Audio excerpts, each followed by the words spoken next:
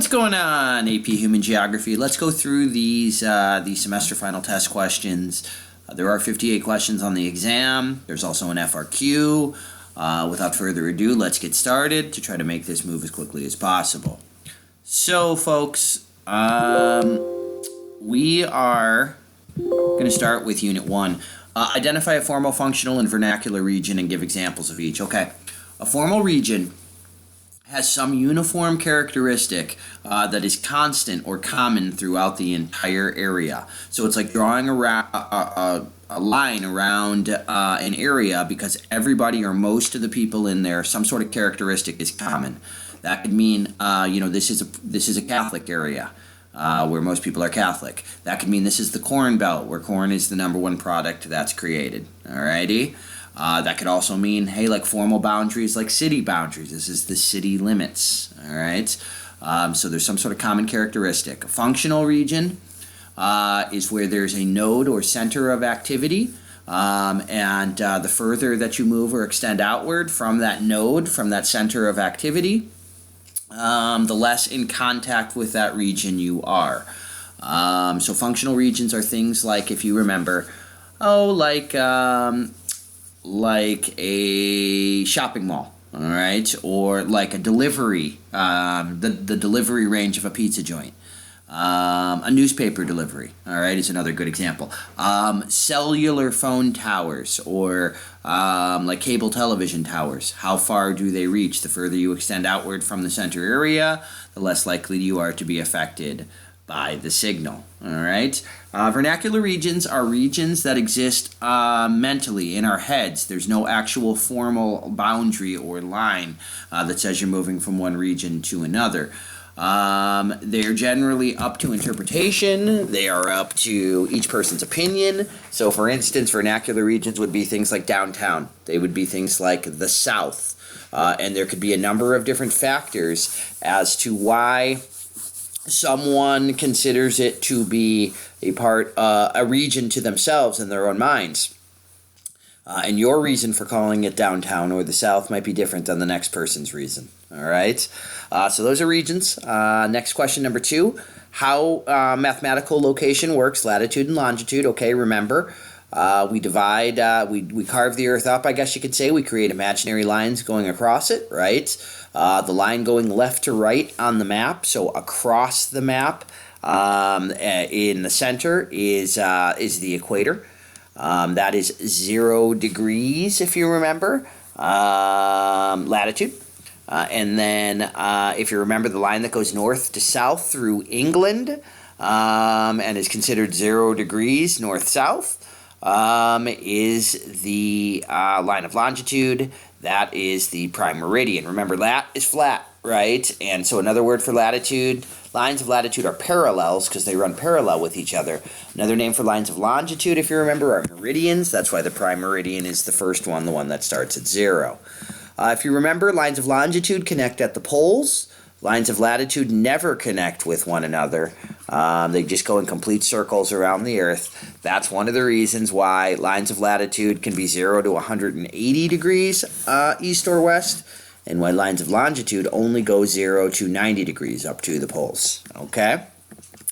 We already hit what are lines of latitude and longitude, right? Remember how you would figure out where you're located is you would determine how far north or south of the equator you are, right? And then you would determine how far east or west of the prime meridian you are, and then you would indicate your location based on that, all right? What is the equator? The equator is 0 degrees latitude, all right? You're either north or south of that, all right? What is the prime meridian? The prime meridian is 0 degrees longitude, right? And that means you would be either east or west of that. What is the international date line? The international date line is the line, the meridian on the other side of the world from the prime meridian. So if the prime meridian is 0 degrees, right, then the international date line would be 180 degrees because it's on the exact opposite side of the Earth. It's located in the Pacific.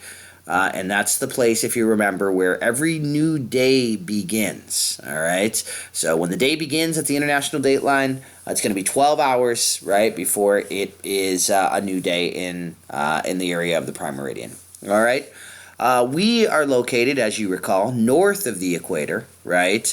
And we here in Anaheim are located west of the prime meridian. So we would be in the northwest quadrant, which means we would be in what is known as the northern and the western hemisphere. Okay? Know each of the following diffusion types. Okay, expansion diffusion just means something expands or diffuses outward. All right, now there are three types of that. Contagious, if you recall, means that it expands outward without any regard for picking or choosing who it's going to affect. It has the same chance of affecting or expanding in everybody equally, kind of like a sickness, like the flu. All right. So again, expands outward from the hearth, from the source area, without any regard for social standing or for any other factor. Everybody has the same chance of equally being affected by it. Hierarchical diffusion is when it diffuses out from the hearth area, but it tends to diffuse to certain people first, usually people of privilege or wealth or status.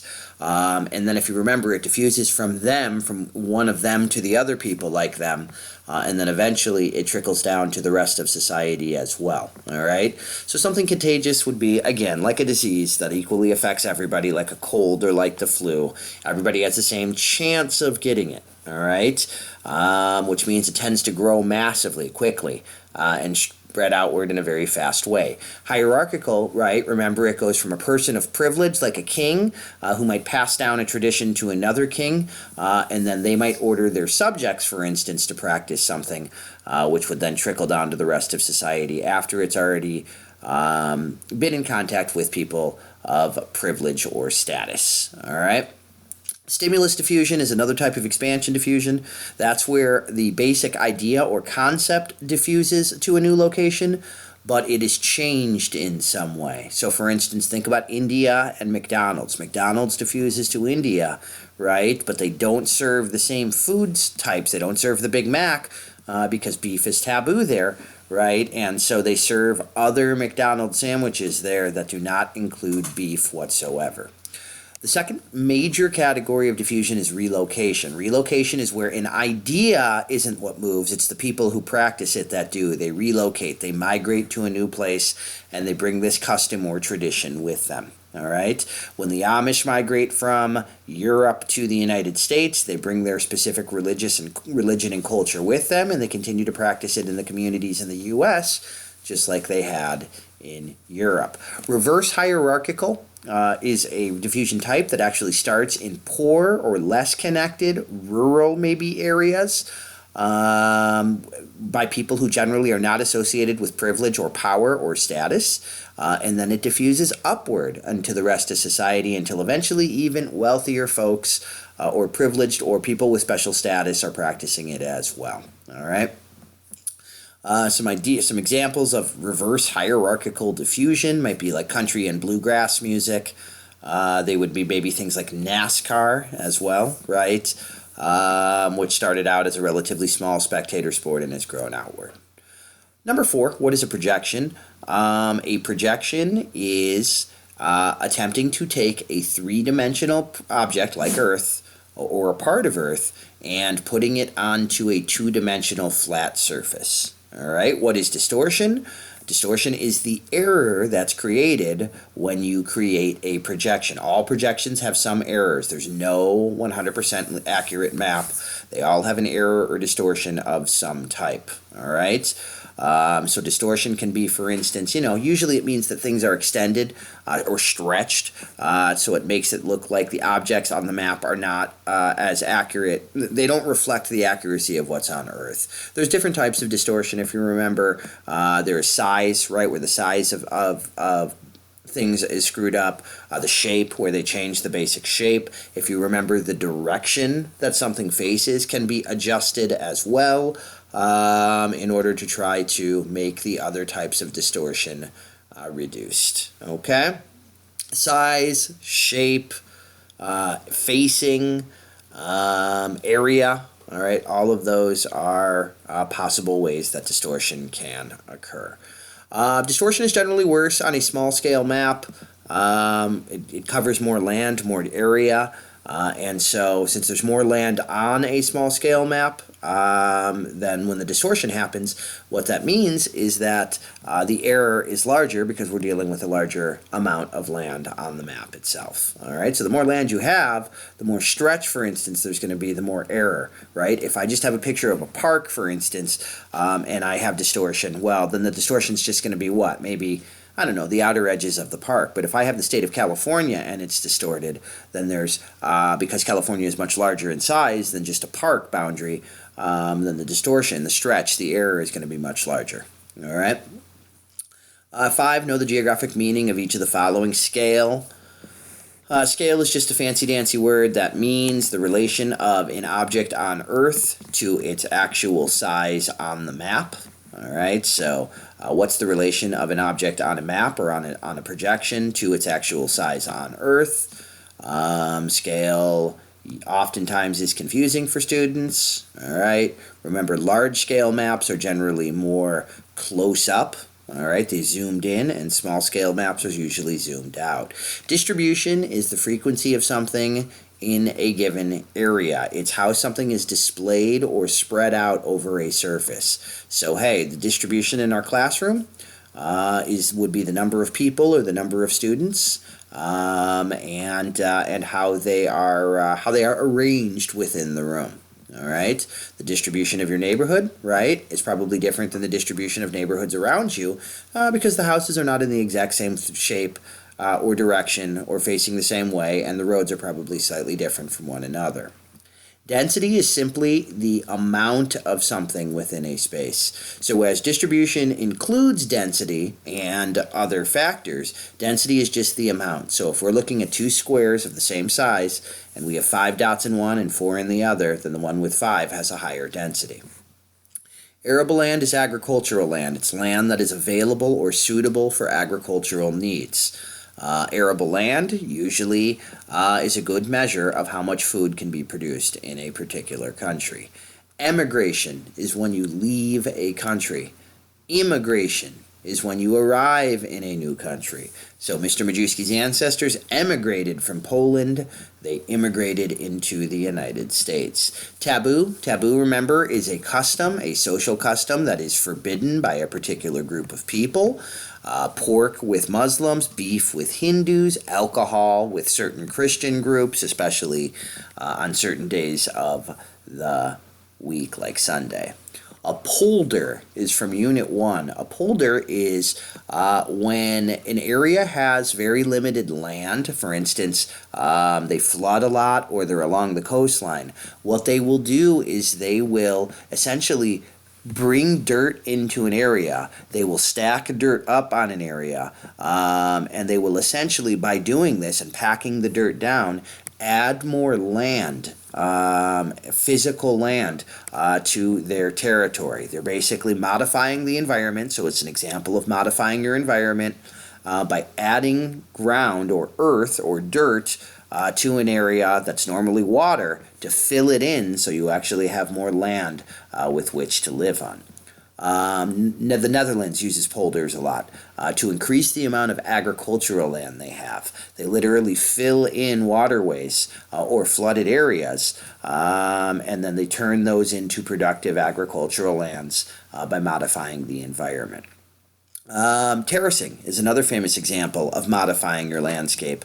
Terracing, remember, is when you flatten hillsides in order to grow rice on them. It's very popular in Asia with rice growers who need a flat surface so the water doesn't run off. And so when they terrace the land, they flatten it to make it easier to grow crops on it. All right. Number 6. How are site, situation, and toponym used to identify the relative location of a place? All right. Site is a description of a place based on its physical features. All right. So, City X is located along a harbor, which facilitates trade with other places. There's a number of freshwater sources in the area, like rivers and lakes. This area is along a coastal plain, and so therefore there's a lot of flat land that's suitable for agriculture. So they're describing the physical characteristics of a place and why it was created. Situation is simply the location of a place relative to other nearby locations. So, for instance, Mr. Majewski's home is located near an In-N-Out down the street, and it's 2 miles away from a Ralph's. It's 10 miles away from Catella High School. So situation simply identifies where you live based on other places around it. All right, toponym is simply your name of your site name. And each of those is used to identify the relative location of a place.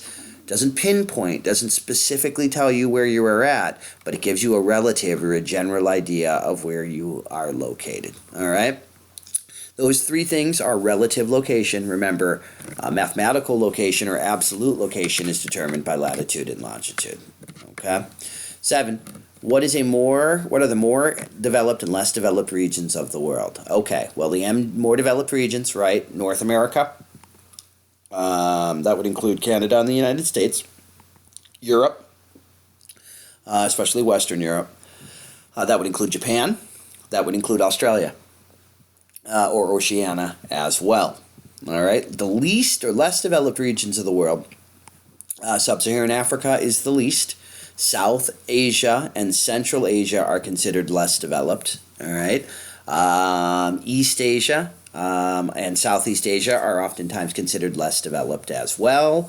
Latin America, while we would consider to be less developed, is actually amongst the highest of the LDC regions. All right, so really it's North America, Europe, Japan, and Oceania that are the developed regions of the world. All of the rest of the regions are less developed or developing. All right, number 8. What is the major difference between environmental determinism and possibilism, and which is accepted more? Environmental determinism is the idea that the environment, the physical environment, completely determines the cultural behavior of a group of people. So if you live in a cold weather place, you're probably going to be wearing, an environmental determinist would say, cold weather gear. You're going to be wearing furs, for instance, and other things to keep yourself warm. Your home is going to be based primarily to keep yourself warm and to protect you from the harsh environment. Oftentimes it would be made out of, materials or resources from this cold weather area. Think of like an igloo with an Eskimo. Possibilism is the idea that a culture is affected by the environment, but it's not the only thing that affects their development. A possibilist would argue, the physical environment matters, right? If you live in a warm, hot, humid area, you're probably going to wear, less restrictive clothing. But it's not the only factor. That our culture, our religion, right, our language, all of these other factors influence cultural development, that it's not just the physical environment. So environmental determinists were very popular throughout geography, really up until the early 1900s. And then in the early to mid 1900s, we start to see possibilism take over, and it is the much more accepted philosophy today, possibilism. Because we recognize, hey, the physical environment matters to a culture, but it's not the only thing that determines how they develop. There's a whole lot of other cultural and other factors that influence it. Let's get to population and migration. Let's get to unit. The 4 population clusters in the world are East Asia, and its largest country is China, the biggest country in the world, right? 1.4 billion people.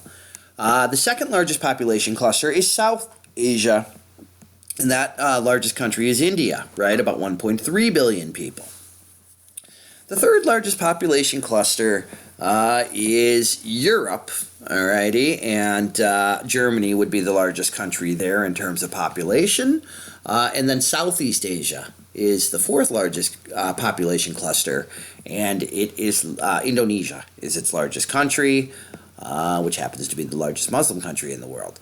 There are other population clusters, right? West Africa, which is the fastest growing. Eastern North America, the United States and Canada is a cluster. It's just not part of the top 4. Okay? Number 10, what is arithmetic density? Arithmetic density is very simple. It's the population in a region or an area divided by the land area. So it's population divided by land. It gives us a good average population density, right? It gives us the average for an area kind of tells us, 130 people live on every square mile of land in this area. Physiological density is the amount of people in a place divided by the amount of arable land. What this is going to tell us is how many people each square mile or kilometer of arable land is going to need to feed in a particular country. So a country that has a great deal of arable land is usually going to have a lower physiological density. A country that doesn't have a lot of arable land, maybe mountains or deserts, or they're a small country like a tropical location, or they're a city, is going to have it's going to have higher physiological density numbers because each square mile of agricultural land is going to need to feed a heck of a lot more people. So it's a measure basically of how well a country is able to provide at least food for its population. Agricultural density, if you remember, is the amount of arable land in a place divided by the number of farmers in that area. This tells us a lot more about whether a country is an LDC or an MDC. If a country has a low agricultural density, what that means is they don't have a lot of farmers. And pretty much the only countries that do not have a lot of farmers are developed countries. Because remember, in developed countries, you only need 2 to 5% of your population to farm because the machines are doing most of the work now. So a country that has a low agricultural density, generally what that means is that there are very few farmers for every square mile of agricultural land, which means that the farms are larger and there's less people farming in that place, which almost always tells us it's an MDC. If it has a high agricultural density, that means there's a whole lot of farmers for every square mile of agricultural or arable land, which means farms are small, and most people are engaged in agriculture, which tells us this is probably a developing country. All right. Number 11, what's crude birth rate? That's the number of kids that are born in a country for every 1,000 women. Crude death rate is the number of people that die in a country for every 1,000 people. What's it look like in a developed and a developing country? Well, crude birth rates in a developing country, right, are usually well over 10. Oftentimes they can be over 20 even because they have rapid growth rates. They're having a lot of kids. Crude death rates in an LDC are also going to be higher, all right, because they will not have the life expectancy, for instance, of an MDC, although the crude death rates have come down significantly since the medical revolutions of the 40s and 50s. In an MDC, crude birth rates are going to be low, right, because women are not having very many kids. So a crude birth rate in an MDC might hover around 10 to 15, while in an LDC, it's usually 15 over 15. Crude death rate, usually in an LDC, it's going to be, in the area of 1, whereas in an MDC, it's going to be less than that. Alrighty, so when I say 1, I should say 10, right? The crude death rate would be 10 for every 1,000 people, whereas in an MDC it might be lower, it might be 4 or 5 for every 1,000 people. How to determine NIR, rate of increase? You take the crude birth rate, you subtract the crude death rate, right? Remember, that's going to give you a number. You must adjust, remember, and move the decimal over one place to the left, and that's going to give you a percentage, right? A rate of an average percentage of increase, which is your NIR. Remember, anything over a 1.2 NIR is considered generally to be a developing country.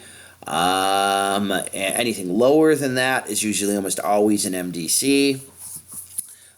Please remember, we oftentimes have NIRs that are over 2%, which means that's a rapidly developing or rapidly growing country. All right. 12, what's a TFR? It's total fertility rate. That's the total number of kids that a woman's going to have in her adult childbearing years. Obviously, it's going to be higher in LDCs because women are going to have more kids. It's going to be lower in developed countries because women are choosing to have less kids, have them later in life. Life expectancy rate, it's the amount a number of years that a person can be expected to live if they were born in a country today. Obviously, life expectancy rates are higher in MDCs. 75 to 80 is usually really common. whereas in LDCs, the number can hover anywhere in the 50s, 60s, or 70s. Infant mortality rate is the number of children that die in their first year. Obviously, we have higher infant mortality rates in LDCs. But even that being said, infant mortality rates in LDCs are still usually, a lot of the time, maybe, 1, 2, 3%, all right? Maybe 5 and 6% in the worst countries, whereas in MDCs, it's usually, 0.1% or 0.5%. It's very, very low, okay? 13, what is the demographic transition model? What does each stage represent? Remember, demographic transition is a model that was created that explains how a country goes through the stages or the steps of development. There is no country in stage 1, right? High birth rates, high death rates. Every country, once they industrialize, moves into stage 2. Stage 2 is where your birth rates are still very high, but your death rates start to decrease as you develop basic medical advances. That means you are rapidly growing your population in stage 2. Massive population growth, all right? Stage 3, if you remember, is where your birth rates finally start to come down. Your death rates get even lower because your medical improvements continue. But your birth rates start to come down as well in stage 3. They start to decrease, all right? So you're still growing, all right? As a country, your population is still growing, but not at the rapid rate that you were during stage 2. Stage 4, if you remember, is little or zero population increase. That's where your birth rates have finally come down to a similar level to your death rates. And then if you remember, stage 5 is negative population growth, right? That's when your death rate has gotten to the point where it's actually, both are low, death and birth rates, but the death rate actually is higher, so you're actually losing more folks than you are adding through natural childbirth, all right? Number 14, who was Thomas Malthus? What was his basic argument? Remember, Thomas Malthus is a population expert, a geographer, who argued that human populations were going to increase at a faster rate than food would. Eventually, that would lead to massive problems like hunger and starvation and war and poverty, because, well, there wouldn't be enough food to split amongst all the people that existed. How was it disproved at the time of his life? Well, we had the Industrial Revolution, and so what that meant was we figured out ways to massively increase the amount of food we had through the use of machines to preserve that food through refrigeration and things like that, and so we were able to massively increase the amount of food that we had available to us through the use of machinery and preserving the food that we had. In addition to that, population rates started to go down. As countries started to become more developed, and Malthus never thought about this, people started to choose to have less children on their own. Now, who are Neo-Malthusians? How were their arguments proven wrong in the 50s and 60s? Remember, Neo-Malthusians basically were people who argued Malthus had it right, he just got it wrong in terms of the time. They argued it was going to happen in the 50s and 60s, that we were on the verge of a population boom, and there would not be enough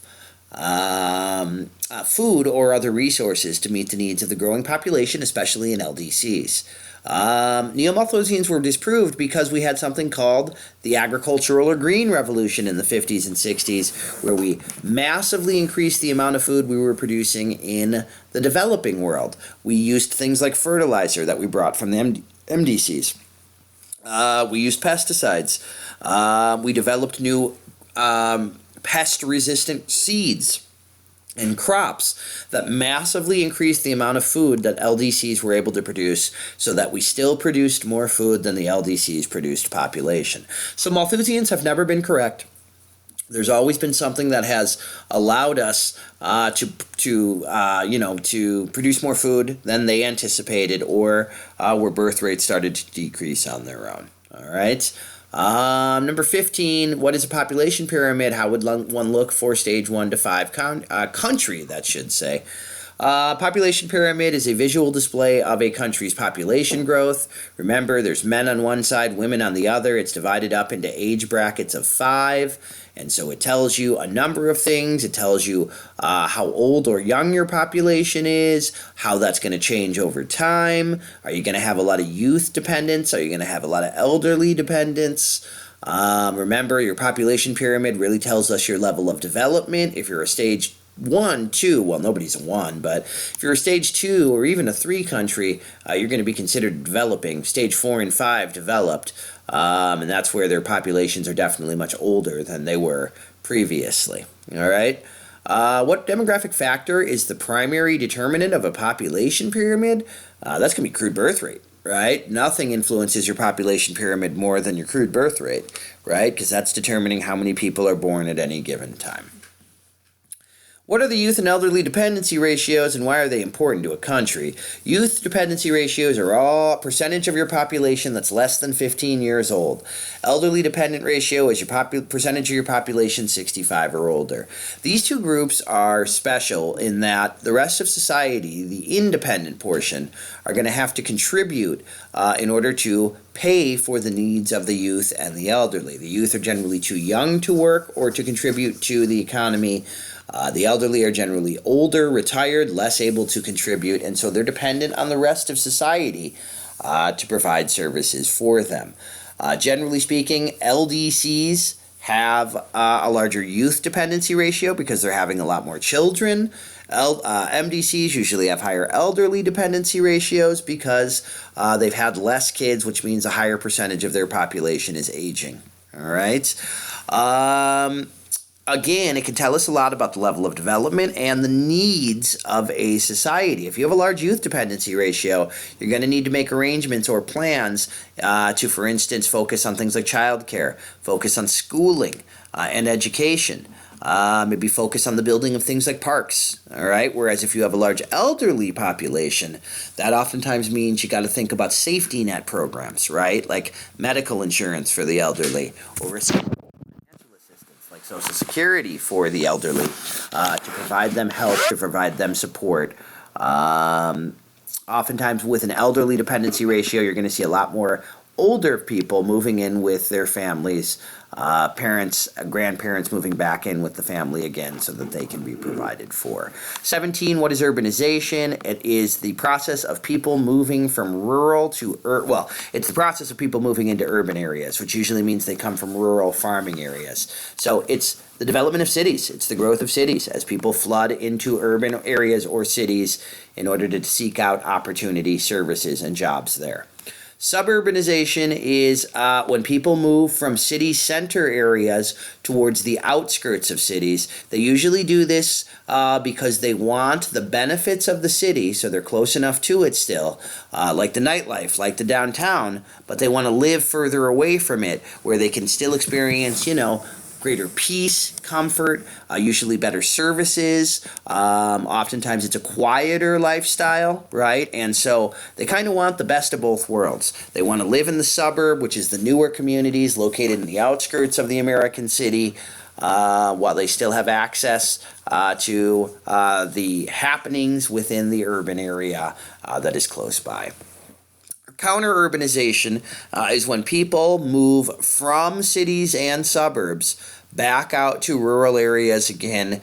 What happens most in an industrializing country? Urbanization does. As a country industrializes, as it goes through in the Industrial Revolution, you need less farmers. So people flee from farmlands and they flood into cities to seek out new factory jobs, industrial jobs, business jobs that have become available.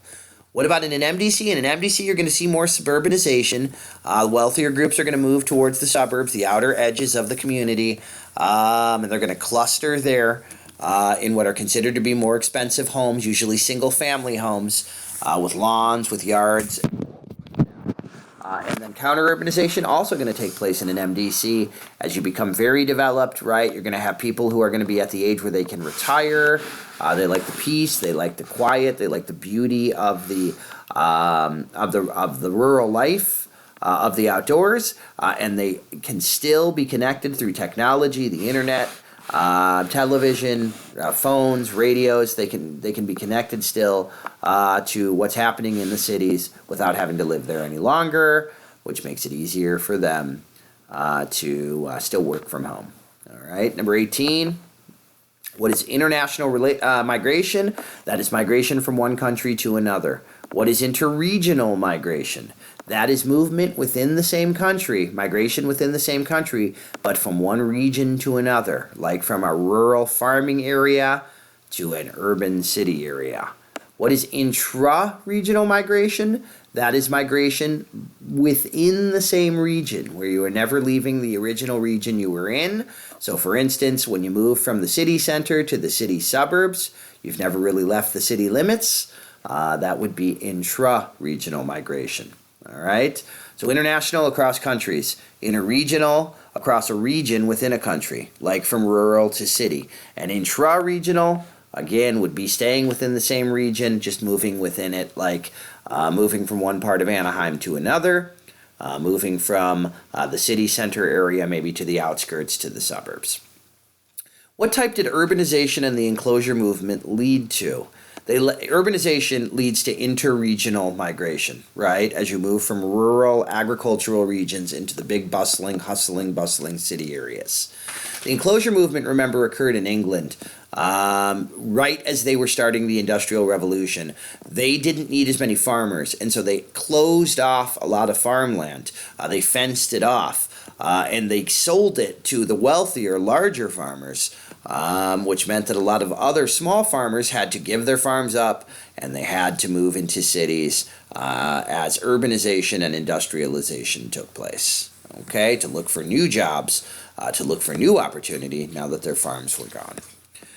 19. What period led to the greatest amounts of American interregional migration? Okay, two of them. One, westward expansion. As Americans move west, right, as they settled the western lands throughout our history, they moved from one region to another. They moved from the East Coast to the Midwest, then from the Midwest to the West Coast. Those are interregional moves. So westward expansion, especially like the California Gold Rush.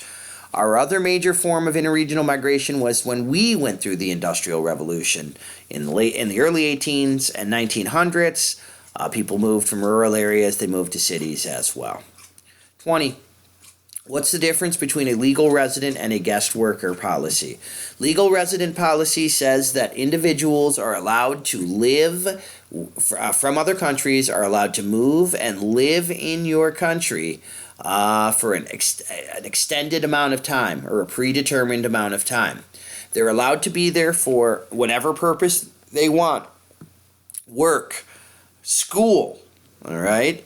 Maybe reconnection with family if the rest of their family is here. Are they a citizen? No. Are they legally permitted to be in the country? Yes. The United States uses a legal resident program. It's considered our step towards or our path towards citizenship.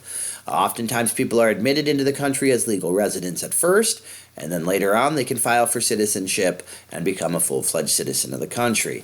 Guest worker policies are where you are allowed to be within a country, but only so long as you have a job or a job contract. So it's a temporary stay within a country in order to work. There's never really a plan or a hope for permanent staying in a particular place. It's more popular in Europe. Europe uses generally guest worker policies. That's why Europe, for instance, has a lot of workers from Eastern Europe that work in Western Europe, and they have a lot of workers from the Middle East and North Africa that are currently working throughout Europe as well on temporary guest worker visas. All right. 21 is the U.S. net in or net out when it comes to migration. We are net in. We're one of the few net in countries in the world. Almost all other countries are net out. If you're a developing country, you are net out. A handful of developed countries like the United States are net in. Those are the destinations. Those are the targets. How does this affect our population? Well, remember, we would have a flatlined or a declining population if it were not for immigration. The sole reason that our population has gone up over the last couple of decades, has to do with immigration. All right. If it wasn't for that net in immigration, we would have zero population growth. All right, 22. How have urban neighborhoods changed for some of the following groups? Whites. Okay. Whites originally settled many urban neighborhoods. They were called ethnic neighborhoods. They were settled by European groups like Italians, like Poles, like Greeks. What happened, like the Irish, what happened over time is these groups tended to gain more wealth through future generations that were here. So the second generation might get educated and be able to get higher paying jobs. Maybe the third or fourth generation has saved enough money and has high enough jobs where they're able to afford land for themselves. And they begin to move out of the neighborhoods, usually into suburbs. What then happens is other groups fill those inner city urban neighborhoods up. They move into these lower cost inner city neighborhoods, and they take the space that those European whites previously had occupied. Blacks traditionally were a group that started to move in the 1900s, early 1900s. They formed what became known as ghettos in many inner city neighborhoods. So they moved from rural areas into the cities, and they formed these inner city neighborhoods that were clustered with African Americans, again, sometimes called ghettos. Many of these ghettos have expanded across the city and grown since they were originally settled by African Americans. Hispanics have also moved into many inner city areas to take advantage of cheap housing and a close proximity to a lot of manufacturing jobs. They too have formed what are sometimes referred to collectively as ghettos or barrios, and those areas tend to be growing in many American cities as well. What is the DTM, the demographic transition model? I already answered that up above with number 13. What's the epidemiological transition model? And know the stages. Well, the epidemiological transition model basically determines how people die in your country. And based on the number one causes of death, the ETM kind of allows you to predict what stage of development a country is in. So you'll remember stage 1 countries have a whole lot of pestilence and famine, which means they have a lot of mass deaths and diseases. We have a lot of people being born, but we have tons of people dying from tons of different accidents and natural disasters and diseases that run rampant across the population. As you get into stage 2, you start to see those diseases decrease. They start to go down. Hold on one second. I got to bring Guinness up with me. Oh, Guinea bear. All right.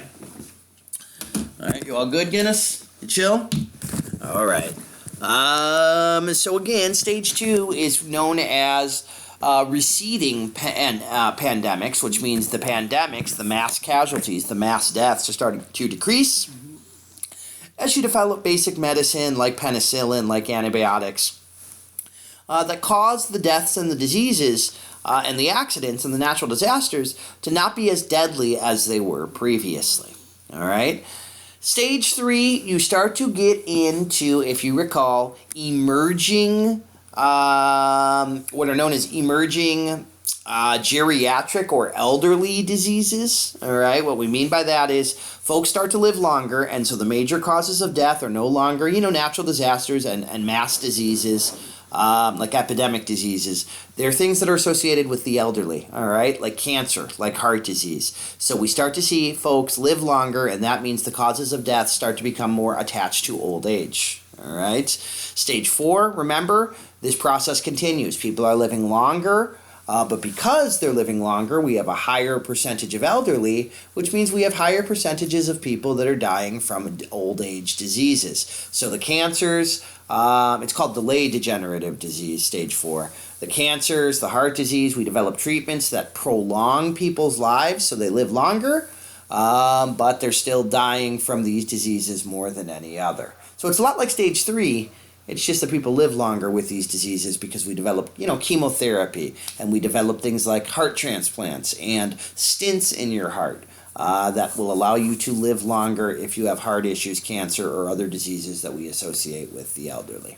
All right. Stage 5 is controversial of the epidemiological transition.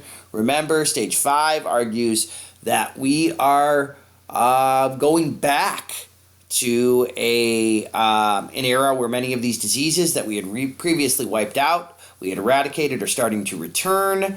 So, for instance, things like West Nile virus or bubonic plague, they would argue, when they start to return to a society, because, we have greater contact with groups that have never been immunized, or people in your country refuse to get immunized, we start to see the return of some of these deadly epidemic diseases that previously were wiped out.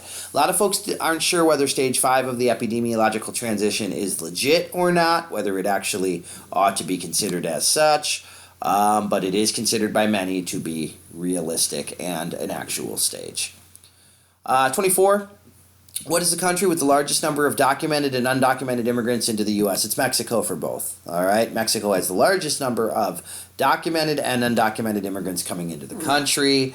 In terms of documented immigrants, the next largest is Puerto Rico. All right, they have the next largest group coming in, and the Dominican Republic.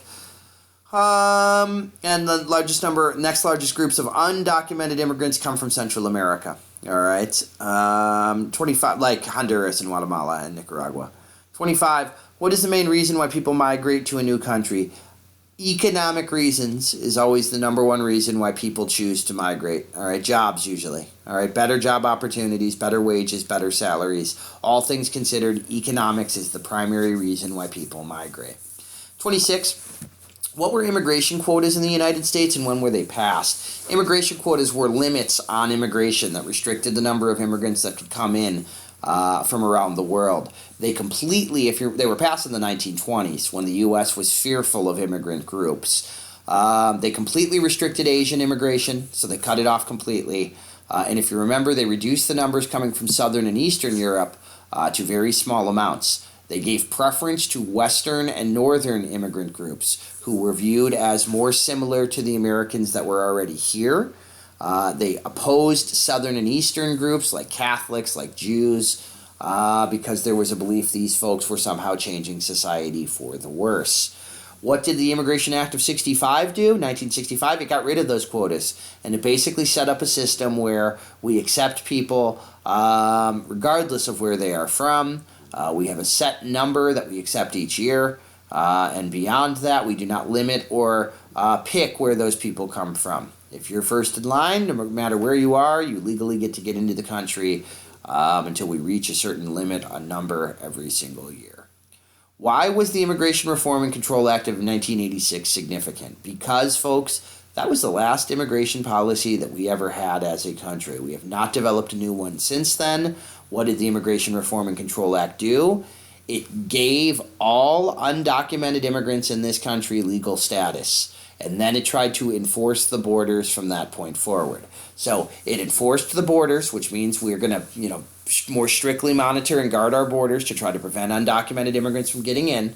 At the same time, because there were already so many undocumented immigrants here, we naturalized them, which means we created a path by which they could become citizens. All right.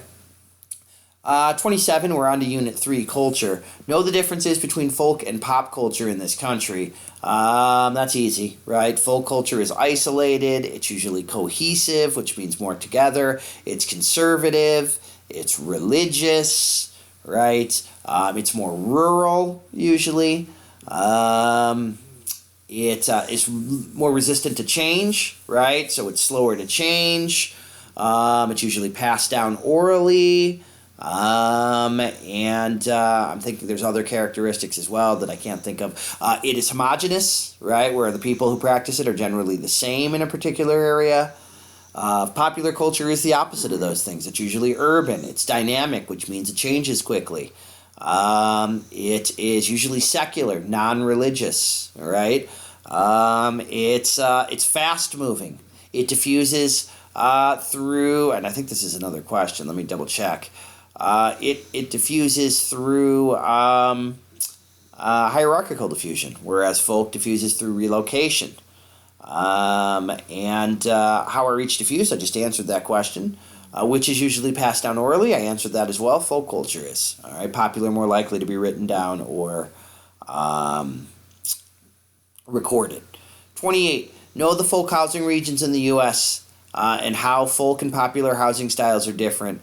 All right, folk regions, there are 3 of them. There's New England up in the northeastern U.S. There's the Mid-Atlantic along the middle portions of our Atlantic coast, and then there's Chesapeake along the southern coastline. How are folk and pop housing styles different? Folk was usually based on the environmental conditions. Usually the house was made based on what products or resources were available. And it was strongly influenced by the culture of the people who built it, both where they had come from. So it would resemble oftentimes the housing styles of the people from the country of where those people had come from. All right. Remember, folk housing styles spread westward. They follow the pattern where New England stays in the northern states along the Great Lakes. The Mid-Atlantic spreads into the Midwestern portions of the United States, and the Chesapeake spreads along the southern coastline. All right. What are the two categories of modern housing styles? Remember, we have the modern housing style, which was popular up until the 1970s, the most famous of which is the ranch house. And then we have developed what are called the neo-eclectic styles since the 1970s. Those are modern, mass-produced, manufactured homes with wood that's already been prefabricated, manufactured already, pre-cut. And so it's easier to put them together. It's basically like putting the pieces of a puzzle together, as opposed to folk homes, which you remember were usually, the trees were chopped down by the person. There was much more individualized. They were much more unique. Each one was slightly different than the next, as opposed to modern housing styles, which are mass-produced and oftentimes cookie-cutter, which means they're very similar to the homes around them. All right? What's the difference between acculturation and assimilation? Acculturation is when you maintain some of your old cultural traditions, but you adopt some of the new ones for the place that you're at. All right? So if you're of Mexican descent, you adopt certain American traditions, but you also maintain some of your old Mexican traditions as well. You are acculturated. You're a blend of those two cultures. Assimilation is when you completely reject your old culture and you completely blend into the new one. You assimilate. You blend in. So, for instance, when Mr. Majewski's family came from Poland, right? Remember, they weren't allowed to speak Polish. They had to act and engage like what were expected to be Americans at the time. They fully assimilated, which means they lost that connection to their old Polish cultures and traditions. What is nationalism? Nationalism is incredible devotion and loyalty to a country that the people have. Oftentimes nationalism is a positive thing. It spreads patriotism and loyalty and obedience to the country. But nationalism can be taken too far. It can be made to be too extreme, where people believe that their country or their nation is superior to others, and sometimes will act out accordingly. For instance, when Nazis and the German people supported the extermination of the Jews, that was extreme nationalism. 31. What's the difference between an English and a British person? An English person is from England, right, which is one of the regions of Britain or the United Kingdom. So an English person is specifically English descent. They are of English culture, and they live in the area of Great Britain known as England. British means that they are part of the United Kingdom. That includes 5 different nationalities that are combined together. So, we have England, we have Wales, we have Scotland, we have Northern Ireland, we have Cornwall. You add all of those together and they form the country, the nation of the United Kingdom. So, if you are British, you are a member of the United Kingdom. If we're talking about somebody that's English, they are specifically from the region within the United Kingdom known as England. They didn't always used to be united. They used to be 5 separate places that eventually came together when the country of the United Kingdom was formed. 32. How has technology influenced the development of folk and popular culture and customs? Technology has oftentimes helped popular culture to spread, especially the television, the radio, and internet. Has made it easier for popular culture ideas and customs to spread. Folk culture oftentimes is under attack, I guess you could say, from technology. Folk culture oftentimes, the people that practice it are more isolated, and so younger generations might be exposed to popular culture trends instead, and less willing to use the folk tradition, more likely to reject it. All right? What are the greatest sustainability threats to folk and popular culture? How does pop culture oftentimes cause overuse of resources? Okay. The greatest threat to the sustainability of folk culture is whether those behaviors, those tendencies, those practices are going to be maintained. Again, this usually means, are we going to be able to convince younger people to maintain these folk cultural customs and traditions? When it comes to popular culture, their greatest threats to sustainability, if you remember, are pollution. They tend to result in a lot of pollution. And the overuse of resources. Remember, we use a ton of resources in popular culture in order to produce products, to consume goods. Whether that's the hamburger you buy at McDonald's, which, is costing tons of water and land for that cow to roam on. Whether it's you want to take a vacation, which means you're going to have to, pay for travel and airfare and the machinery and the pollution it's going to cause and the cost of gas and all of those things. MDCs tend to use resources at a really, really, like they're going out of style, like they're limitless when in fact they are not. So MDCs use more resources like oil and gas and water. They tend to burn forests quicker. And they tend to therefore pollute the environment that much quicker as well. 34. How does greater development result in changes to the status of women in a country? The more developed a country is, the more independent women are, the more access to education and higher level jobs they have. This means that they're less likely to be in the home, they're less likely to be homemakers or housewives, they have less children, they delay childbirth. Generally they have greater access to equality and social rights as well. 35. Language. The Kurgan and Anatolian her theories for the Proto-Indo-European language. The Kurgan theory argued that horsemen from Central Asia conquered much of the rest of Asia and Europe, and they brought their religion with them. This was the original Indo-European language that then, after the Kurgans were defeated and their empire started to shrink, these languages broke into separate branches that led to the various Indo-European language branches. The Anatolian theory argued that it wasn't warfare or conquest that spread Indo-European languages, that it was agriculture. Remember, Anatolia is in Turkey. They argued these folks domesticated agriculture first. This was, by the way, Colin Renfrew's argument. The Kurgans were developed by a lady named Gimbutas, and Anatolia was developed by Colin Renfrew. Argued that this agriculture spread outward in all directions, and people adopted the language of these agricultural societies, so that crops and other products had very similar sounding names. Eventually, these language branches broke off from one another, and they formed the various Indo-European language branches, groups, and languages. What are the largest language families in the world? The largest, if you remember, is Indo-European. The second largest is Sino-Tibetan. All right. Other large language families, Afro-Asiatic, which is practiced in Northern Africa and the Middle East. Niger-Congo, which is practiced in Sub-Saharan Africa. Other major language families you need to be aware of. You got the Altaic languages in Central Asia. You've got the Dravidian language, which is one of the languages in India that is not Hindi. You have, that really covers most of them, all right, to be honest with you, that you need to know. What are the three largest language families in Europe? I think what we mean there is what are the three largest branches in Europe, because Indo-European dominates Europe. The three largest language branches in Europe are Germanic, Romance, and Balto-Slavic. Of course, Germanic, the most popular language is English. Romance, the most popular language is Spanish. Balto-Slavic, the most popular language is Russian.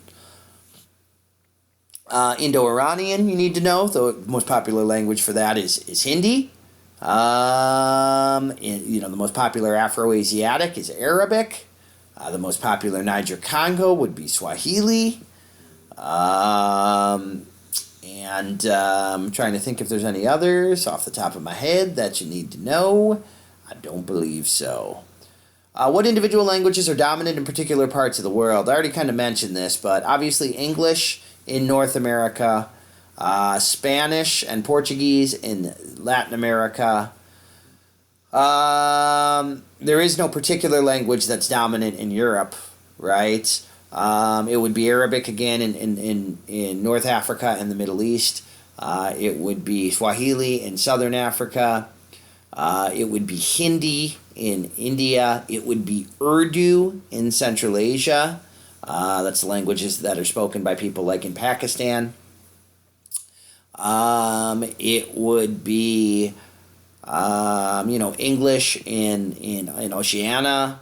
Obviously, Japanese in Japan. Mandarin in East Asia would be the most dominant. All right. How does greater development? I'm sorry. What? I'm reading the wrong question.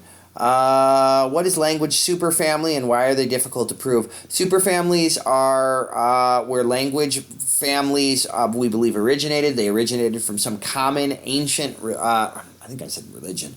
They originated from some ancient common language. We're not sure what that language was or what the name of it was or what was spoken. We just know there's enough similarities in a language family that we believe all of the languages in that family trace their roots back to a superfamily, which would have been one of the earliest, most basic forms of communication that we had that the various families developed out of. They're difficult to prove because we have no written records of superfamilies. We have no proof they existed. It's all theory, and we're all basically just looking at languages that are out there and trying to see which ones we can connect back to an original language that would have been the source for all of them. What's Vulgar Latin? Vulgar Latin is a language that, a form of Latin that was spoken. Remember, Latin was the language of the Roman Empire. It was a language that was spoken by Roman soldiers who were stationed throughout the Roman Empire, which was located across Europe and North Africa. How did the Roman Empire help to develop it? Well, again, they took over a whole bunch of land. They had their soldiers on guard in garrison, and they all spoke their own form of Latin because many of them were not native Latin speakers. And so what happens is over time, these soldiers' languages are these vulgar forms of vulgar Latin become unique enough where how do I want to put this? Where the individual regions of the Roman Empire kind of formed their own languages that later on become known as the Romance languages. So the vulgar Latin that was spoken in Spain would have been slightly different than the vulgar Latin that was spoken by a soldier in France. And over time, after the fall of the Roman Empire, those individual languages developed out of this vulgar Latin tradition or roots. All right, now we're on to religion. Number 40. What are the three major universalizing religions? It's Christianity, it's Islam, and it's Buddhism. What's the hearth for each, and in what pattern did they diffuse? Well, Christianity's hearth is Judea, which is located in the Middle East, right? It diffuses throughout Europe. Eventually, it gets spread through colonization in North and South America as well.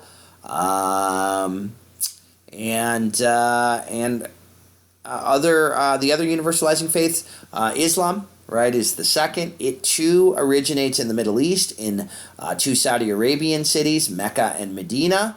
It spreads throughout North Africa because of conquest and conversion.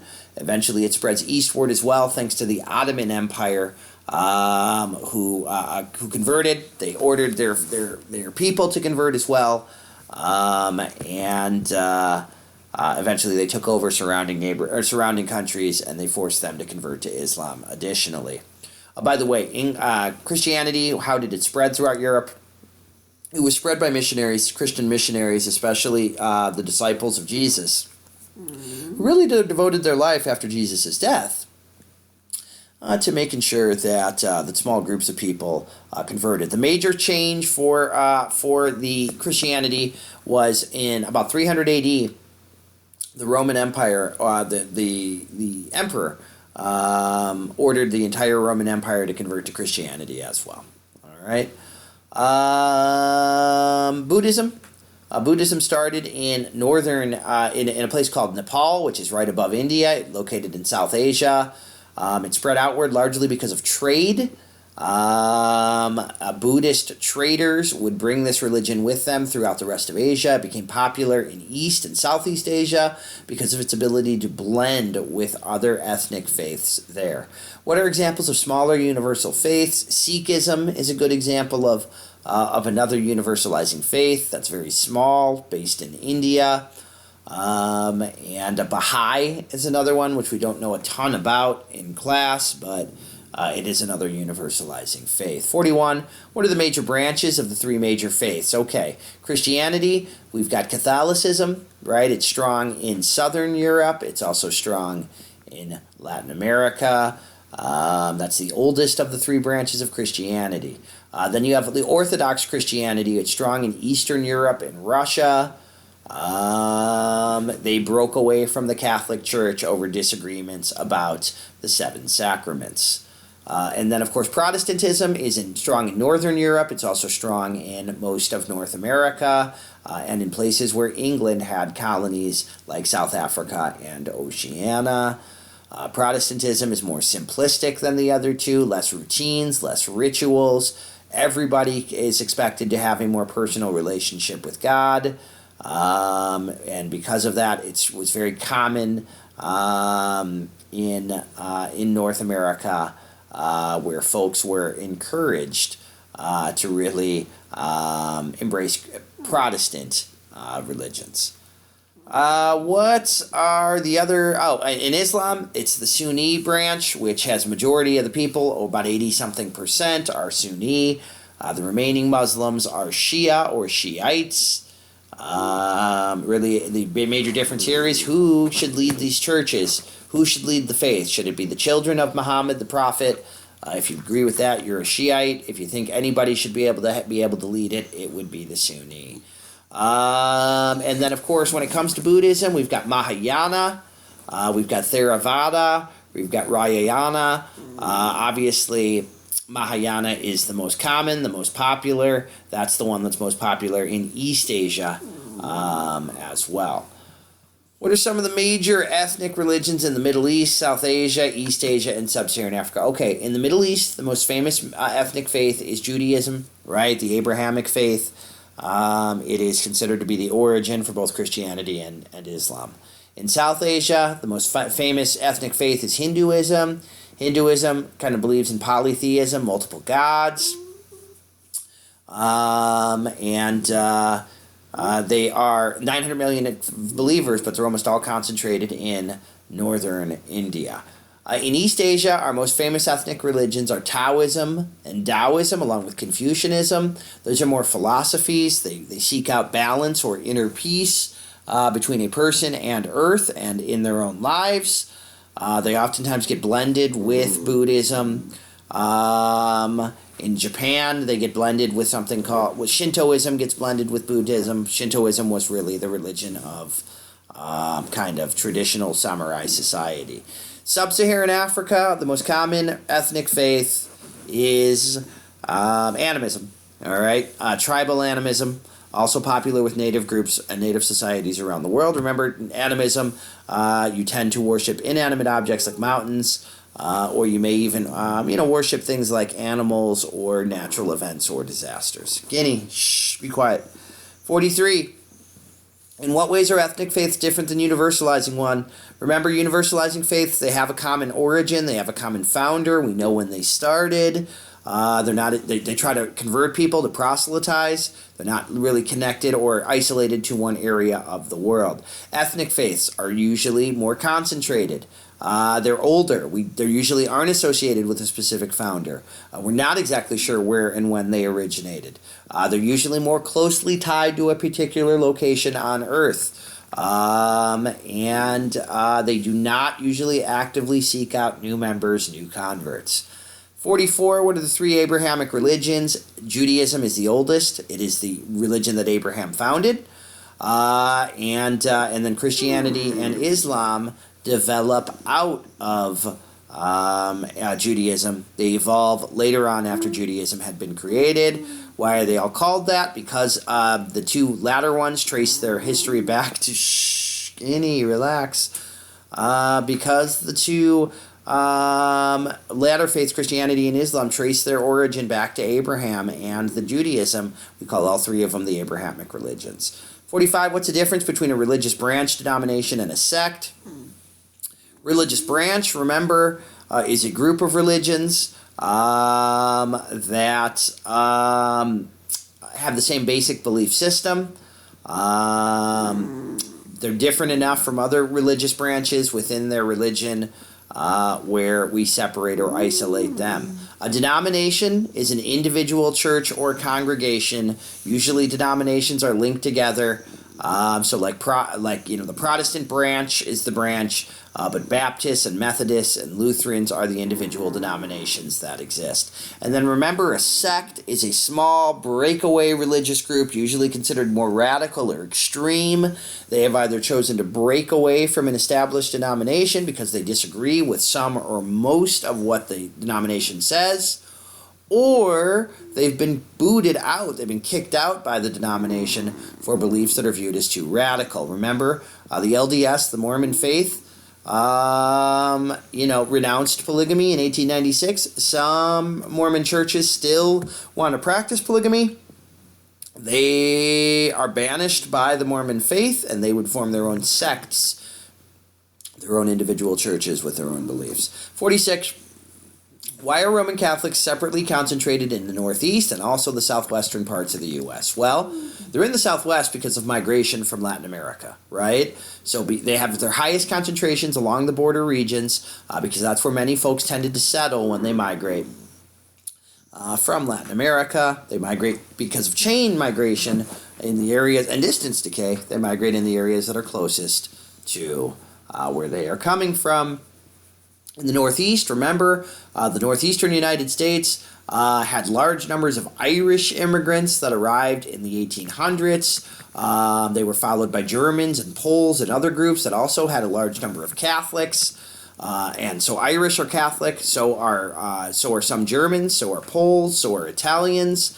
So all of these immigrants that arrive in the U.S. in the 1800s, almost all of them were Catholic. Many of them concentrated in cities along the East Coast and are still concentrated there today, which helps to explain why our Northeast and separately our Southwest are both very Catholic for two very different reasons, although both tie their reasons back to migration.